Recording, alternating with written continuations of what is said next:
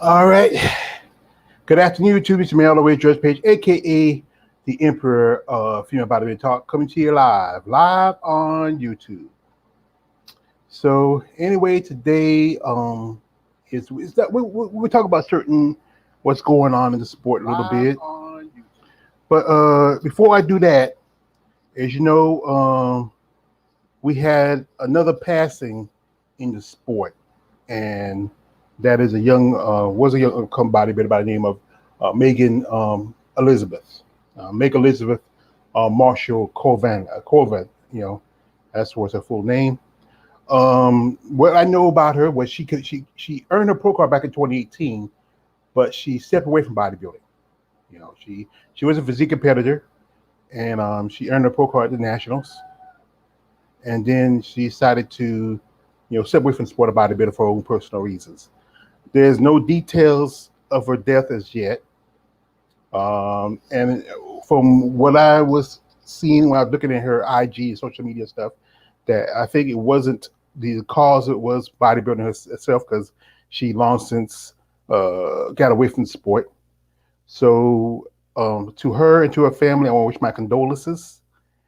And I wanted to give a moment of silence for Megan Elizabeth.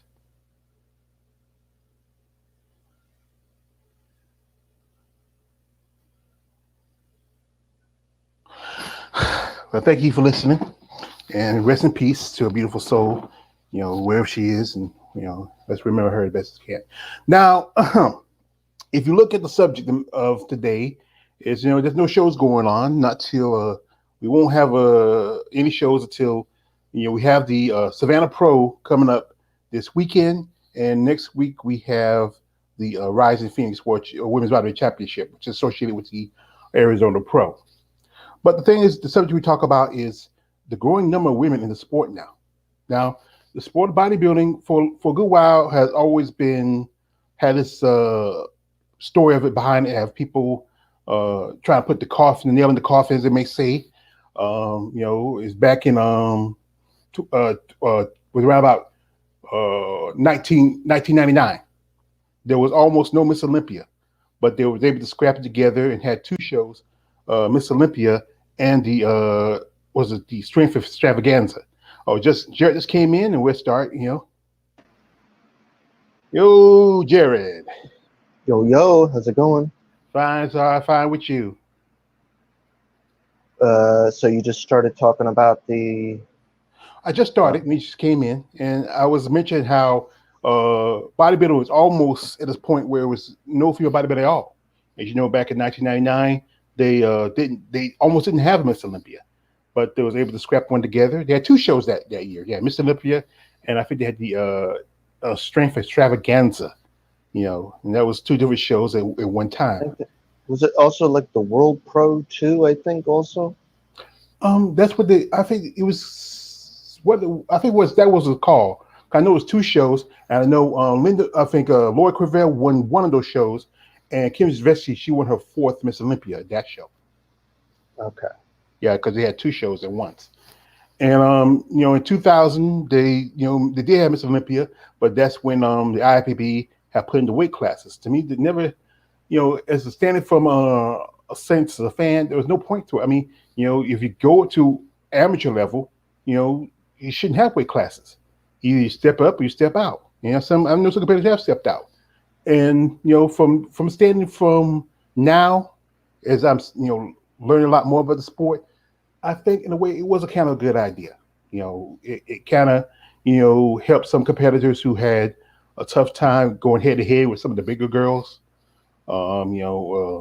It got opportunities for some women, especially if you come in from amateurs, and it's rare for I think lightweights to win and earn your pro cards. Most of the time, it's either middleweights and heavyweights. Yeah. Yeah.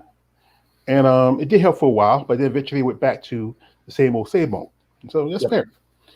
But sports been a long time. It's been on what people say on crutches. As you know, 2014, the start of after 2014, there was no Miss Olympia. Yeah. And that was, like I said, as you know, you see character Joker. I'm a fan of the Batman Nolan movies, and remember Liam Neeson, who was Ra's al Ghul in Batman Begins. He said to Christian Bale, who played Bruce Wayne, the best way to hit an enemy is walk quietly behind them and stab him in the heart.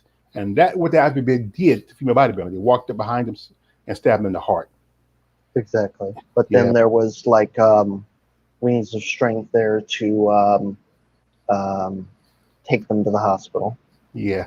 We have to thank Jake Woods and his wife at the time, Crystal Woods. And they saved the sport. They created a new show for the women, and also along with Tim Gardner too. Yeah. Tim Gardner. They had also still have female bodybuilding shows, even though female bodybuilding was not, as we say, connected to the IFBB like it used to be back in the day. It's still IFBB adjacent, so they still have to be judged by IFBB judges. Yep, they're still affiliated. Yeah. And, Anyway, go ahead. I think this is a good episode to do like some, I guess, laundry, I guess you could say, episode before get like the chores done before the Savannah Pro. Yeah, that's a good idea. And that's why, because Jerry suggested this, and I said, what, it's cool. We do that. And this has been something, as fans, we are fans. We're true fans of female bodybuilding. We admit it.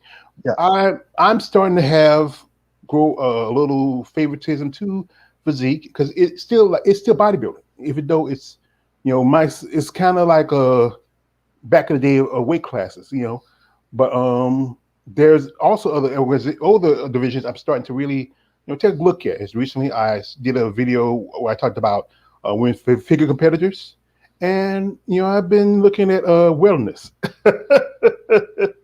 Ooh, I've been really looking at wellness. Oh my goodness, there's so many classes. I'm losing track. Yeah, because when bodybuilding first started, the people gotta remember, it was kind of like almost like pageantry. It's like the pageant part where they just had girls in bikini and high heels, and they cut out the question answer parts and the evening gown part, and then it started to change right about the good part of the late '70s, early '80s. The women kick out the high heels. They got a little bit more pumped, a little more physically fit. They wasn't like overly muscular, but back then, what they looked like, back then they still considered them muscular. But if you compare to women today, they are no different than women who go to a gym or who train and work out and tone up. Yeah. And the thing is now we got these new generations coming up. One lady I did an interview with last week, Miss Sheena Oleg, who was physique competitor, made the switch to bodybuilding. Julie Furry, who is from Sweden, and she also made the switch. Rashana Boswell, Andrea Shaw, the current Miss Olympia. Jada Beverly, Mila Ash. I just heard from I saw somewhere on Twitter that Teresa Invasic is decided to go back to bodybuilding after not too successful run as a physique competitor. She only did one show at Chicago Pro in '67, and I would say if you're serious about it, you should have been more committed to it. I know Teresa Invasic. Oh, yeah, I remember. Okay. Oh, so she switched, but then she switched back again. That's the thing. She might be switching back because it's just scuttlebutt for right now. That's why I hadn't done a video about it yet. But she might want to switch back. And I remember seeing Teresa Vasic. Teresa was a huge chick when we first got into it. Yeah, she was huge. She did start like a lot of other women who started bodybuilding. I think she did some bikini, a little figure, and then she went to bodybuilding. And and if you see her earlier stuff back there where her hair was darker, I think she's better looking when her hair was darker. But she's trying to tone herself down to be more feminine in sport bodybuilding. But she's still huge compared to some of the physique competitors. Like Tracy, like lady I did an interview recently, Miss Tracy Rugged. She went up to bodybuilding 4 times. She did one show. She did Chicago, and she did pretty good. 5th place in the first time out. And she mentioned how with her size and her dimension, she's being short. She's thick in the waist. I think that's why they're pushing a lot of women from the physique to bodybuilding. You know, there's a bodybuilder there's a bodybuilder I follow that I think probably some physique fighters I follow that I think could be great bodybuilders. Valentin Michener, I think I mentioned that when I did my interview with Kira Hall and Stephen Hall and Katie Lee. But right now, Katie, she's got sick some time ago. She lost a lot of her muscle. She was going through something like almost like having Crohn's. But I think she really wants to come back. She's gonna take some time. She probably give her a couple of years stuff and let her let her system kind of just relax, and then she'll be back into the system again. But there's a lot of women now who they talk to judges like after the show, and some of the women who don't place as well might need to make the switch. They don't want to make the switch, but they might need to make the switch because if they are placing, if in physique competitive shows they're placing the tie for 16th, there's something you have to either come in a little smaller and tighter, or you just go ahead and switch to bodybuilding. Yep, and that's kind of like what we want to get through this article and articles we got today. Yeah. And from, yeah, and from, go ahead. Oh, from Muscle and Fitness, yeah. Mm-hmm. Yeah, and this is something he wanted because, like I said, Jared sent it to me, and I think I saw it on social media. I didn't even pay too much attention to it. I looked at it real quick, but he can subscribe it to you, explain it to you if you are, if you're interested about hearing the story. So go ahead. Okay. And also, I just want to get some house cleaning done beforehand too. On GMV.com, GMVbodybuilding.com, the 2013 and 2012 Miss Olympias, they are finally, you can finally digitally download them. So they finally came out. I was wondering when they were finally going to come out. So now they got all the Miss Olympias for digital download. So if you don't even need the DVDs to watch them anymore, you can just have them directly on your computer. But okay, now that I got that out of the way, let's get to this article. The Next Wave of Female Bodybuilders, and this is by Hans Klein. These female physique competitors are making the transition to women's bodybuilding. And they got the three ladies right here. All right, so let's start. In the last couple of years, there have been a wave of competitors who have successfully moved up from women's physique to women's bodybuilding, including Andrea Shaw, of course, who won both the Rising Phoenix and Miss Olympia last year. Inspired by their success, there will be another wave of women's physique competitors making the transition to women's bodybuilding this year, 2021. Three of these new Wings of Strength ambassadors, Julia Foray, Sheena Ogle, and Shanika Wei. I managed to get all three of those names right. Well, actually, it's Sheena Oleg. Yeah, you got to get that. Oleg. Oleg. Okay, close, but no cigar. We're closer. Yeah. The goal of the brand ambassador program, which Wings of Strength started in 2019, was to support women's bodybuilding, providing an opportunity for female bodybuilders and creating a community, a sisterhood, as Alex Sekesa of Wings of Strength put it. And let's see, just goes in. So we start off with Julia Foray. And it starts off, a lot of women's physique competitors who move up women's bodybuilding worry about whether they will be big enough. But that's definitely not an issue for Julia. At 5'7", she currently weighs 228 pounds. That would make her one of the largest pro female bodybuilders on earth. And keep in mind, that's even larger. I mean, she's about like 1 inch smaller than me, but she weighs, I only weigh 200, so she weighs more than me by a mile. As she begins her prep for her pro debut at the Tampa Pro, where she got third place. So she will likely be the biggest competitors on stage. It was really only ever a question of when Julia would compete as a female bodybuilder. That is true, because I was speculating that too.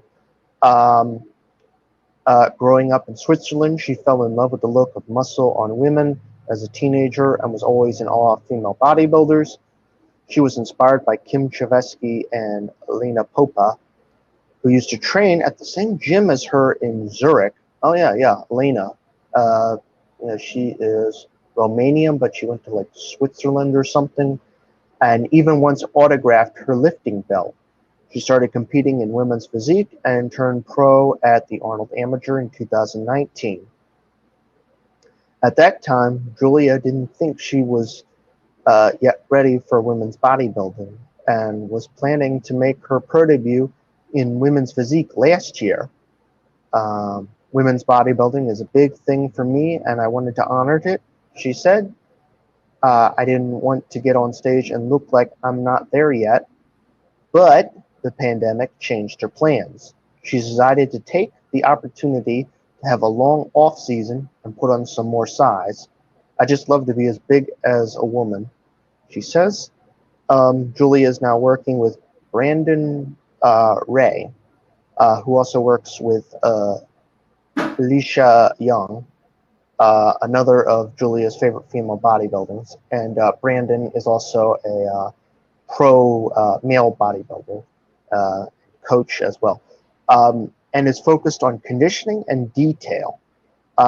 She says her goal is to prove she belongs on stage with the big girls.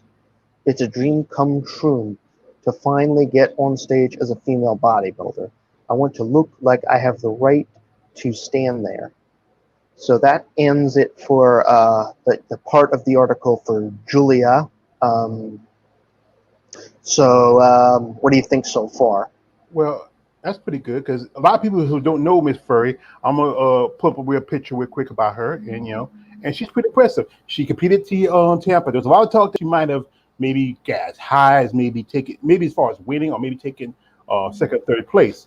But I think being her debut and being her first show, she did pretty well. She took fourth place, and that's pretty good. Fourth. We got people like we got people like you had a Mona Posella who won the show, who's been competing quite a while as a bodybuilder. You had Hunter Henderson, who just turned pro, no more than about a month ago, before, just maybe a week or so before the Olympia. And she did pretty good on her first time out. And this is like, see this is Julia right here. And she's impressive. I think she's, I think she still has a way to go. I'm not sure if she's, I hadn't seen the list for the Savannah yet, and I don't know if she's going to do in that show. There's a good chance she might be because she has an impressive physique. On somebody else side. so the Savannah, I think the list is going to come out at 4 p.m. today. I'm literally on the website right now, refreshing it every few minutes, waiting to see when the competitor list comes up, and when it does, I will send it to you right away. That's good because one of the ladies I follow, she's already sent me the list for the Rising Phoenix, and this is kind of short list. I mean, I think it's 13 competitors, and one person I was missing from that list was Alicia Young. I reached out and said to some of the ladies, says Alicia going to be competing? Said, no, not this show. I said, wow, because she's already. I think she's like what she said. She's number 8 on the qualifier list for the Olympia. Let me check again. She has 8 points. I think she had 8 points. She was, I think, top for a while, but let me check again. Remember Margina Zamolova, she won her opportunity, so she had 17 points when she started. Now she's out of the way. I think it's Janine Lakowski. Go ahead. Janine Lakowski at 11. Stephanie Flesher at 10, Monique Jones at 9, and Alicia is right underneath Monique Jones at 8. And keep in mind, the top 3 qualify. Mm-hmm. So she's literally right at the cutoff. And I know I follow a lot of these ladies. I congratulations to a lot of these ladies, especially Janine Mikowski. She's supposed to be at that show because she told me that a while back. I know with Shana Boswell said she's going to be competing. My dear lady who I consider a friend, Miss Jada Beverly. I mean, it's a good ladies who I know. I don't want to say their names yet, but the ones that confirmed they're going to be competing at that show. And if there's a possibility, if Alicia want to squeeze in to get to Olympia, she might do the Savannah. Yeah. Yeah, I mean, if she was, yeah, I would definitely do that. I don't see why not. Because she has 8 points. That means she just needs enough. Just one. Yeah. One or two. Yeah. Yeah. Because it's still got the Rising Phoenix. Now, if Monique Jones, gets the points from that show, then she can shoot up. I don't know about Stephanie Fletcher. She's on a crusade right now. I don't know if she's going to be doing any other shows. So there's a good chance that she might miss out. So yeah. So let's go ahead and get back to the story. Okay. So now that we got that out of the way, we got next up is Shanine Ogley. Sheena, that right? Sheena Oleg. Sheena Oleg.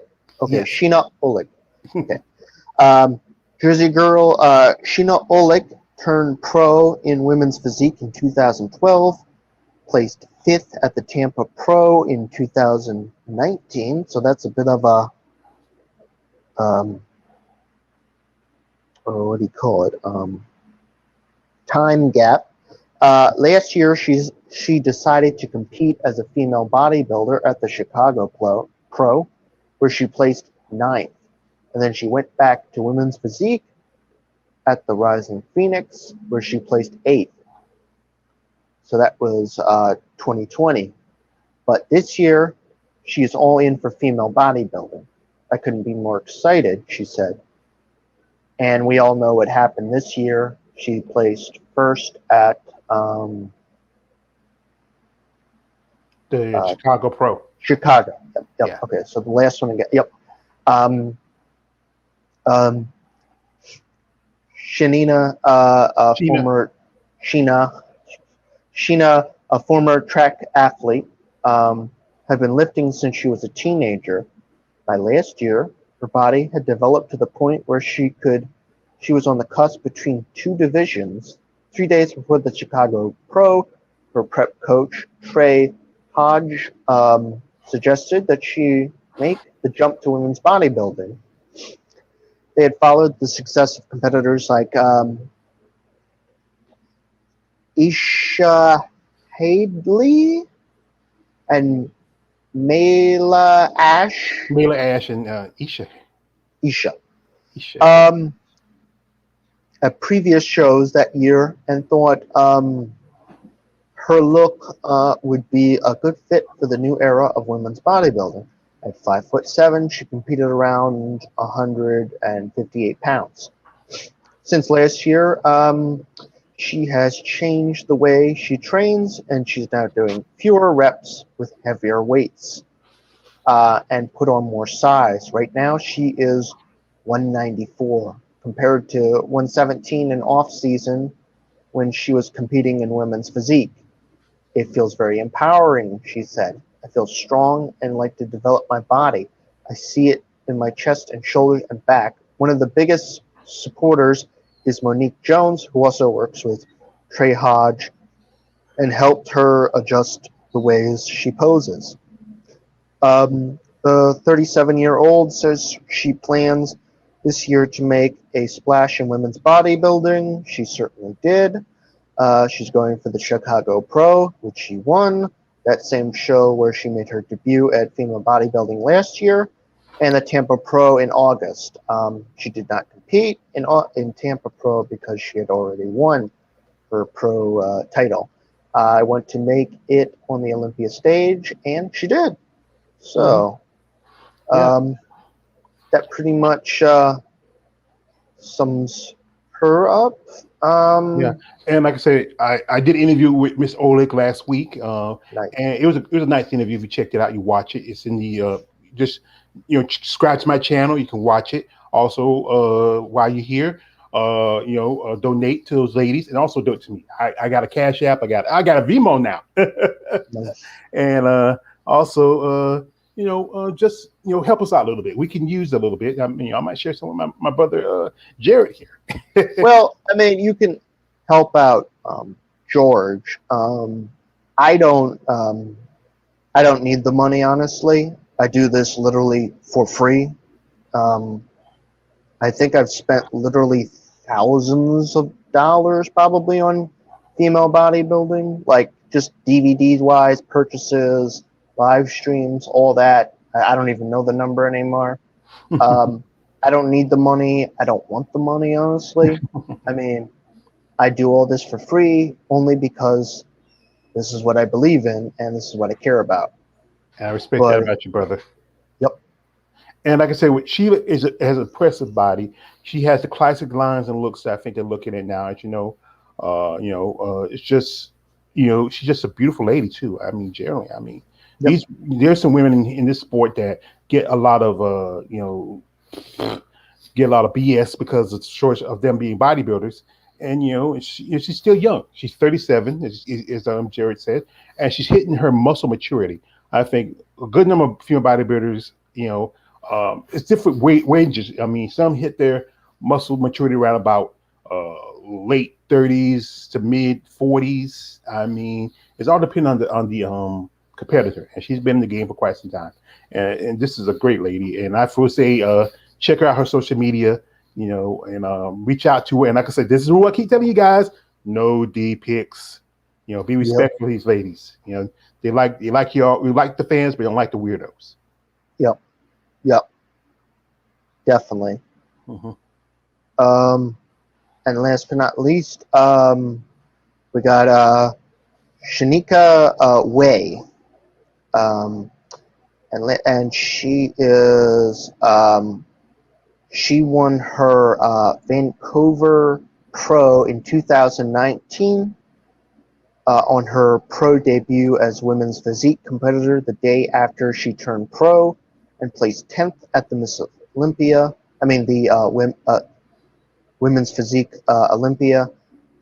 After such a promising start to her pro career, you might think she would want to continue to compete in women's physique, but she had other ideas. After the announcement of the Olympia weekend in 2019 that the Miss Olympia would return that following year, she immediately decided she wanted to switch. I was so excited, she said.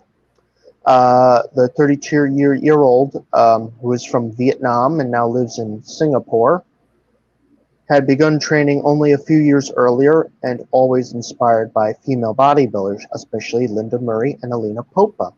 But by then, the Miss Olympia had been canceled and she decided to compete in women's physique. She describes it as a learning phase that ultimately prepared her to compete in women's bodybuilding. Uh, uh, she says the best thing about making the switch is that she no longer has to hold back in the gym. I'm so happy to blast through my workouts without having to worry if I'm getting too big. During the last, and that is a good point. Like that, there's a lot of women's bodybuilding. It you don't have to worry about like, okay, am I too big? Am I et cetera, et cetera. It thankfully in the sport, too big is never too big, pretty much, and um, it really just depends also on conditioning. Um, During the last year, she brought up a whole upper body to match her incredible legs. At 5'2", she weighed 118 pounds when she last competed in 2019. She is now at 160. And I'm pretty sure that's all these competitors would be in the heavyweight class, right? think. Yeah, because like Of women's bodybuilding. I know that heavyweight class doesn't exist for women's bodybuilding pro anymore, but they would all be like, heavyweights. I think. But I have to look that up. She is planning to compete at the Chicago Pro and Tampa Pro. Okay, so update on that. I did not see her at either of those shows, so I don't know what's going on. If she's taken the year off, if she's going to compete at the Savannah, so I don't have really any news about that, and I don't think you do either. no, she's kind of a mystery to me right now. I remember she competed at the Vancouver Pro a couple years back. She took first place, and at that show, it was the physique debut of Sheila Black. Sheila Black decided to switch. Yep. After she felt like she didn't get the position she did in the last Rise of Phoenix show, and she competed as a physique competitor in both the Vancouver Pro, and she did the Tampa Bay Pro, which Sheila. If you know anything about Sheila Black, she has I think 3 or 4 bodybuilding Tampa Bay Pro titles. And, Yeah. And that gave her opportunity to compete at the Olympia. As you know, Olympia still allowed. It was just exclusively for female bodybuilding. I mean, for physique, and that year, that same year in 2019, that was the announcement of the return of female bodybuilding to the Olympia stage. They was going to have it in Las Vegas, but we all know what happened. I'm not going to say the word. I'm not going to mention it. And Yes, that word. everything was smoothed over to a more friendly state like a Florida. They had and then also it's going to be having the Olympia again. Now this is I'm looking at I think I'm missing Nguyen. Her name is I'm not gonna say her name right, but I know her name said her last name is Nguyen. Nguyen, and she might do, I don't know, she can do Chicago or the Tampa. She might, if she lives in Singapore, and I think some countries have more traveling permission. I think Singapore is. I think one time Singapore was a Commonwealth under Great Britain, like Hong Kong.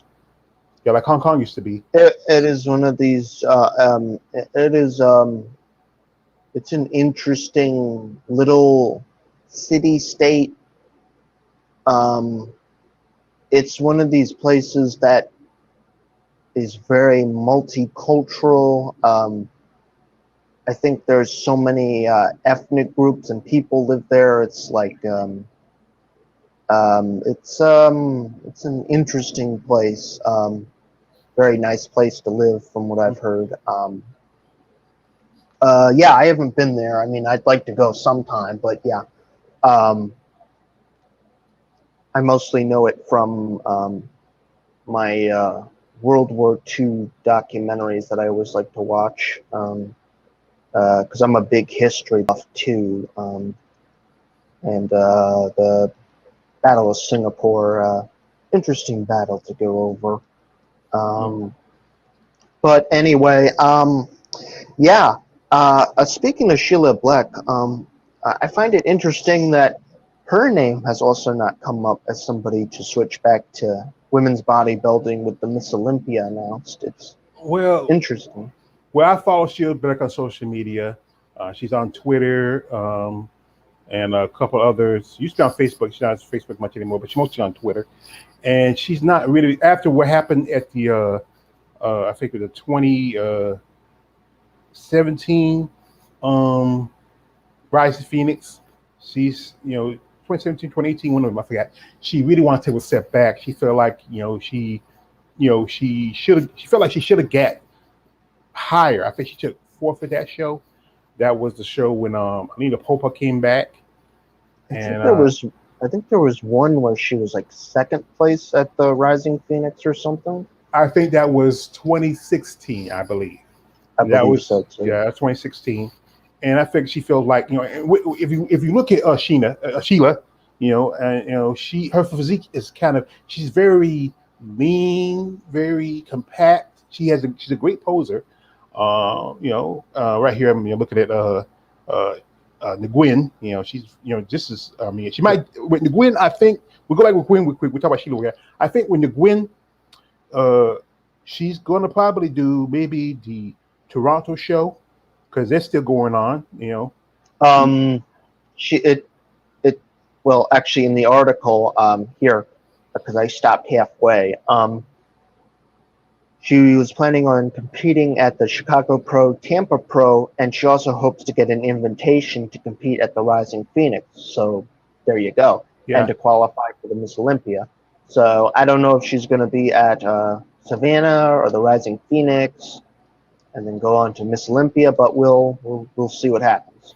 And being like, just like, you know, Sheena and Julia, all of them are Wing of Strength ambassadors, as we know. Yep. And the thing is, I think if she's still in Singapore and there's travel restrictions and you got to do quarantines, there's a good chance we may not see her compete here in the States this year. Yep. I think that may be the case. Yep. Yeah. So if once the travel restrictions are lifted here to get to the United States, competitors who can't like do who don't have to do a 2-week quarantine, they can just hop on the plane and come here and do the show and hop back. As you know, some ladies who I follow Irene Anderson. I reached out to her about interview, and I'm hoping that I get her as soon as she gets a chance. She's doing 2 weeks in Turkey, because you know Irene's from, you know, Sweden, and that's what she did last year when she competed in both the Rising Phoenix and the Olympia. And she's not doing Olympia. She's not doing Rising Phoenix this year, you know, because she, you know, I think that was I think with the I think she had enough points to qualify for the Olympia when she won the Rising Phoenix.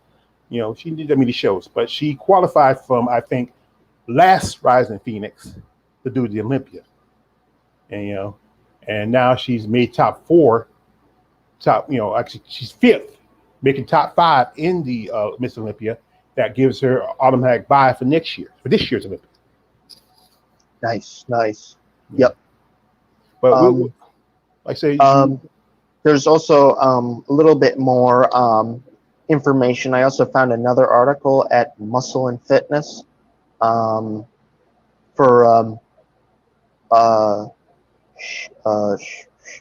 Shanina Ogle. Sheena Oleg. Yeah, Oleg. Like say old leg. So like oh my leg. My leg. Reminds me of like that. Anyway, one of the reasons just saw it. Here's a little bit more information about her. She earned her pro card in 2020 at the Junior USA in women's physique. She was forced to take a break after competing from competing due to injuries and subsequent surgeries, including her hip reconstruction surgery. After Linda Murray endorsed her as a future candidate for the bodybuilding division, she shared that it was her conversation with her that led her to transition. So that is an interesting little detail right there. That little stuff like that can switch people over to certain divisions. So that's pretty much all the information I got there about them from the articles coming up. I mean, the only other news, I mean, there's like only really one other female, I mean, outside of like, you know, the deaths or, you know, female bodybuilders passing out like at some of these events. The only other news I found was an article about Irish Kyle, and basically it said she doesn't know whether she's going to compete at the Miss Olympia this year. In fact, it was from, what is it, June of this year.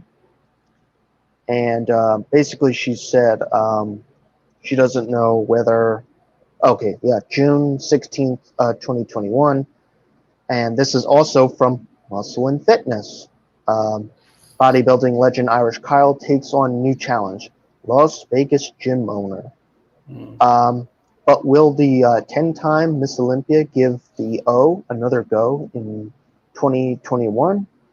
By Roger Lockridge. And it basically is inconclusive. It doesn't really, she doesn't really say. Here's her exact quote, so I don't want to butcher it.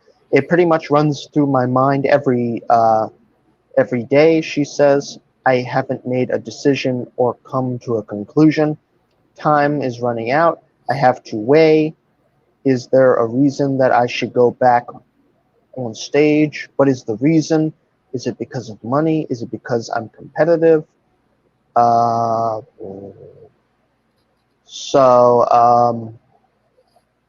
Yeah.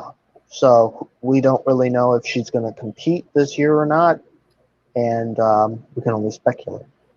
Well, with Iris, about some time ago was her birthday. I sent her a video, and she was very appreciative of the video. She just opened her new gym, no more than I think about just a little over just a little about a month ago, and I think she wants to focus on the business part. Now we all remember right back in I think 2016, she wanted to compete at the Rise in Phoenix, and then there was a controversy where the I think the Wings of Strength told her she had to do other shows. But Alina Popa, she was able to compete that show. She knew too well. Alina took fourth. And I think the thing was that I think a lot of people felt like Iris kind of being who she was kind of changed the sport. And this is something I might mention that some people might agree with or not, that if Iris didn't win the last Miss Olympia, if Alina had won the last Miss Olympia, that I think female bodybuilding would have kept on going because they had a new person, a new face.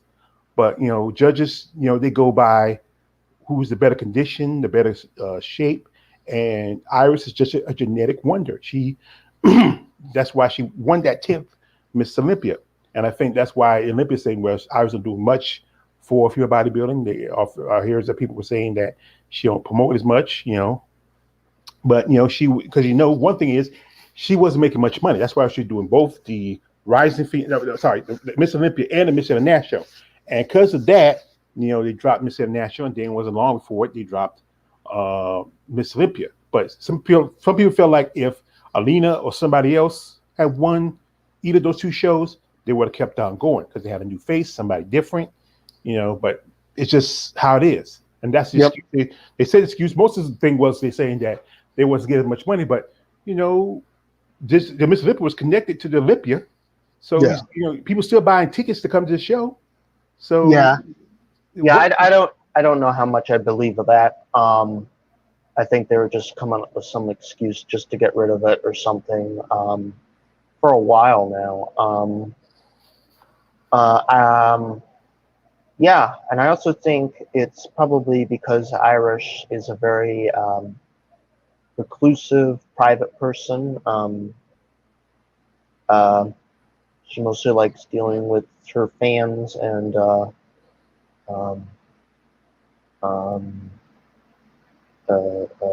people that come into her business and stuff like that. And I mean, I've only ever really chatted with her via email, and it's mostly just hey, good job at Miss Olympia and other things like that, and just like little conversations like that via email. I haven't really ever had a one-on-one conversation with her or anything like that. But that's her right to do so. So nothing wrong with that. Yeah, I know. Was it a few months back? I reached out to her about doing an interview from my channel. She turned me down because, well, she felt like she had for her personal reasons, because she has management and something like that. And the thing is, management you gotta let these ladies get opportunity to speak. If anybody who gives them attention, I know she's done other shows. She's done Dave Palumbo show. She's done other interviews, but still, right now, no one's talking about her much like they used to. I mean, and I was really wanting to talk to her. I can understand, but she got to realize that it's these small YouTubers like myself and others who's bringing attention to these female bodybuilders. That's why I'm getting these interviews. Like last week, I had at least 5 interviews. Not counting. Yeah. If I don't count, Chantel Coates, it's really I had 4 with female bodybuilders. I interviewed, I had an interview again with Mary Ann Wykowski, Sheena Olick, physique competitor Kira Hall. I interviewed Tracy Rugged. Also I interviewed Mrs. Wendy Sanchez and Sheena Machada, Shay Machada. And these ladies, they really want to get put out front. They use the videos put on the social media. It helps them give attention because a lot of I remember Wendy saying this was her first interview. Same thing with Mary Ann. That somebody actually reached out and do an interview with them. And Shay says she did an interview before, and she likes the fact that somebody give attention. A lot of these ladies love the fact they get attention, and that's it. That's what I want to do. Now I'm going to show you all a quick pic here. And that is we have right here. We have Sheila Black. We were talking about Sheila Black earlier. On her right there is Janine Fadley. Who competed in a couple of shows this just a while. I think this month she did the Tampa Bay, and also she did the Texas Pro, and she did pretty good. She played first place. And then you had 2 ladies who are now competing as bodybuilders. Rashana Boswell, who did an interview, and Mila Ash. Rashana, she made a switch last year. She competed in at the Omaha. She competed at the Chicago, which she took second, and I think she also competed at Savannah. And she's going to be competing at the Rising Phoenix, and also this week the Savannah Pro. And Mila Ash, as you know, she made a switch after. I remember when I did an interview with Jada Beverly. Her and Jada were told to switch over to women's bodybuilding. And Mila debuted at the New York Pro, which brought back female bodybuilding. She won that show and took fourth place at the Olympia. And they're doing pretty good. And right there in the bottom, right there, that's Natalia Canajo. She's pretty impressive. I follow her on social media. She's right now she's third. She's third place for the Miss Olympia physique division, and because first is Sarah Vegas. Shanique Grant was second, but Shanique decided to take a step back because she wanted to have a family. Because Shanique's only 26 years old, she want to have a family and settle down. Fourth is Barbara Marjan from France, and fifth is Ivy Rain. And Ivy Rain, I'm honestly telling you, she might really need to consider doing women's bodybuilding. She has a smaller waist, she has broad shoulders. That's why she took 5th place at that show. She has a great physique, but I think she might need to switch.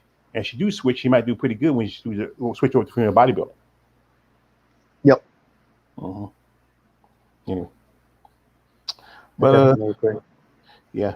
Well, I think this was a pretty good conversation about this subject that I wanted to really touch on. That I think we all did, honestly. This new generation, new transition of female bodybuilders, and hopefully one day we can also talk about maybe the generation of female bodybuilders that you grew up with and the ones that I grew up with. Because I grew up in the mid to late aughts of female bodybuilding, and those were a interesting time to say the least of female bodybuilding. And I was a fan, I would say about mid 80s all the way up to now. I really got into sport. Like I said before, I say in my interviews that I tell ladies I got into sport because my older brother used to play football. He used to get the muscle max. And back then you had, Arnold Schwarzenegger, he just retiring, he just decided, retired from bodybuilding. He had Lee Haney. You had, guys like uh, Franco Colombo. I mean, Lou Ferrigno. Lou. If you ever saw the Yep. movie Pumping Iron, when Arnold Schwarzenegger picking on Lou Ferrigno, Lou, your muscles are small, Lou. Lou, Lou. And then seeing these women was different. I kind of grew up in the Corey Everson era, good part of Corey Everson's era. And then, Linda Murray came along, and then you had Kim Savetsky, and the one I'm not going to talk about is the fiasco in 2000, where they just could have just had instead of what they did was instead of picking one Miss Olympia, they had that I would say a BS draw. I mean, they Andrea Blanchett should have been Miss Olympia, but what they did was to satisfy the fans and the judges. Valentina Shipig, she became Miss Olympia for the heavyweight division, and she was more like a lightweight. Yeah. And Drew looked more like a heavyweight. And Drew was great mass muscle. She had a beautiful physique, and I wish that she was just so Miss Olympia, but they did that for reasons for the fans and reasons for judging and sponsors. Yeah. Mm-hmm. And I got into, yeah, this is a fun little story. The earliest that I can remember that I got into female bodybuilding, and keep in mind I'm only 29, was when I was on a laptop or something downstairs, and I was just Googling, I don't even know how I got into this, but I was just Googling world's strongest female, and I just went from there, and then eventually female bodybuilding caught my eye, and pretty much from there on, that's pretty much what I spent a significant portion of my time doing. Was just as a teenager, so it caught my eye very easily, to say the least, and I definitely grew up in a interesting time for female bodybuilding with, Yaxini, Diana Cateau, Irish, and all the rest of them. But that will be for another time, to say the least. That's another time we talk about. But anyway, like I said, this was a fun talk about. As you know, we're going to do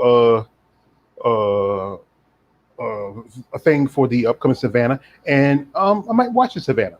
I know some of the ladies that I follow, tell me, come on, watch us. Because I say, what, I might do that because I'm a fan of these ladies, and I want to check out how the show do. Especially some ladies, I want to see how they place, how well they do.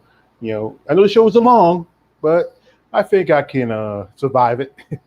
I'll buy the live show. So I will buy the live show because that is sponsoring it. It depends on if I'm working or not. I don't even know what day it's supposed to be on. It's going to be on the 4th, meaning this Saturday. Because, it's, with some shows, the bigger shows like Chicago and Tampa, they usually have 2 days. And the smaller shows like the Omaha, the Puerto Rico, they usually have 1 day. And and the Olympia's coming up, they're going to have at least 3 or 4 days because they're doing both the amateurs and also the pros. They pretty much got like a whole week with the Mm-hmm. But I will definitely buy a live stream for it. And if I can't catch it live, I'll try to maybe get some streaming. I mean, watch it later. Yeah.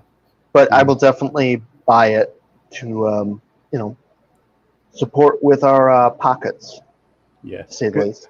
Yeah, because that's the thing is the ladies, they should get a little more because like I said, the sponsors mostly the men. But the fact is, they can give the ladies a little more money also. Yeah. I've talked about this. If guys can walk away with $20,000-$30,000, and I know they're the meat and potatoes. Come on, get the ladies a few. Get the ladies like if get the ladies a little sour cream and chive on top of theirs. I mean, it's fair. Yeah. They work just as hard, and it costs more for them because the guy, like I said, keep saying this. All the guys got to wear is banana hammock, put on some spray tan, boom, they're on the stage. The women, they have to have the makeup, their jewelry, at least 2 or 3 different posing suits. Sometimes these shows, and travel expenses. Even when the first place winner wins, maybe $2,000, $3,000, $4,000. That's not much. That you just paid most of the travel expenses, and your posing suit ate up, so the rest of you coming out of pocket. And that's why a lot of ladies do these video and photo sessions, because it's a way to circumvent their income. But if they, like I said, this, if you have a show like the Tampa, and and if third place, like I thought Janine Mikowski, third place gets $500, that's not nothing. But she did get best poser that show. But I would say first place, give them at least, I would say, if $10,000, give $7,000 to second, 5 to third, and then the other 5 ladies you can break down to $2,000, and then you can break down like a little $500 what's it the trophy they call it, what's they call it, you give a trophy for just playing the game, which is don't it seems to be the participation check. Participation. Yep. Yeah, a $500 participation check for all the ladies, and that's something they can use and put in their pocket. Yep, I definitely agree. Yeah, you can break down the money. You got a lot of sponsors. You can break down the money. You might have to rub a little off the top of the guys, and they can handle it. If a guy's getting $30,000, $40,000, hey, he can stand to lose maybe $10,000 or $5,000 out of it. Yep, definitely. All right. Well, I think this is a pretty good conversation we had. I'm going to peace out here because I got to work tonight and I'm a little bit tired, to say the least. But I will definitely shoot you over, Belinda, whenever the competitor list becomes live, because it still has not come live yet on IFBB Pro. But I will definitely shoot you that via email. I appreciate that, because I can do the video, talk with you, and then because I want to do, because I already got the list for the Rising Phoenix, but I don't want to do that first before the Savannah Pro. Can you also email me that as well? I want to see that as well. All right, why do I email you a picture I got where I put in, and that's just as good. Okay, gotcha. Perfect. All right. So anyway, folks, we appreciate y'all. Like, subscribe, share. Subscribe to my brother Jared. Subscribe to me. Also, as I said again, you don't want the money, but hey, I can use the money. I live on a budget, folks. I live on a budget. I'm broke because I'm broke. And like I said, we appreciate people come by who drop a like. We appreciate y'all. We do this for you, just 1 or 2 people to watch this. That's a good crowd. Anybody more than that, that is a great crowd. So we appreciate your time. So anyway, this is me, all the way George Page, aka the Emperor of Female Bodybuilding Talk, with my hand of the king, Jared. Yo. We like to, like I said, we like you to like, subscribe, share, and comment. And we're gonna be going. So have a good afternoon. We're out. Peace.